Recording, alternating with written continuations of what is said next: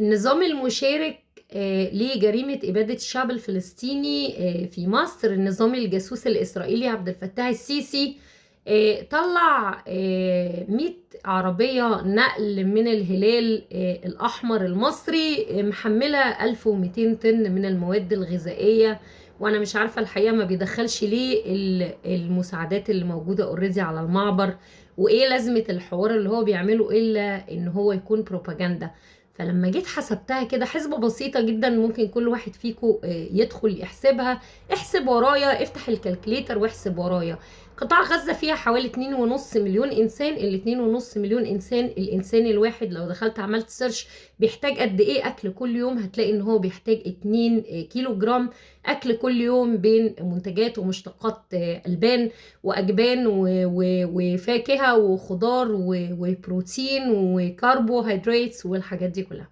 طيب 2 كيلو، 2 كيلو في 2.5 مليون إنسان. شوفوا النهاردة محتاجين قد إيه؟ محتاجين 150 مليون، 150 مليون كيلو.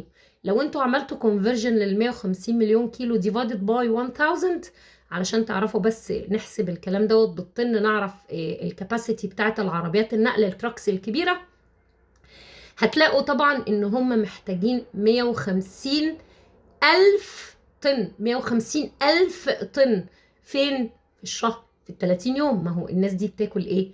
بتاكل ال 2 كيلو في 30 ب 60 في 2.5 مليون انسان، هيطلع لك 150 مليون كيلو جرام.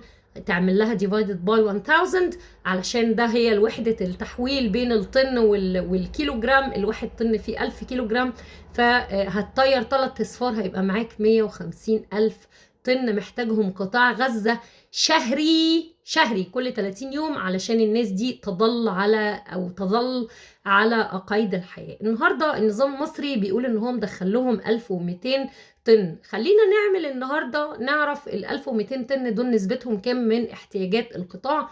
1200 طن اللي هو بيقول دخلهم النهاردة او هيدخلهم النهاردة ديفايدد باي ال 150 ألف طن، هنلاقي ان ده مدينا 0.008. اضربهم بقى في 30، فعلشان تعرف ده كده نسبته قد ايه، فده نسبته اقل من يوم واحد فقط، 0.24، اقل حتى، يعني اقل ده لو توزع عليهم بالتساوي.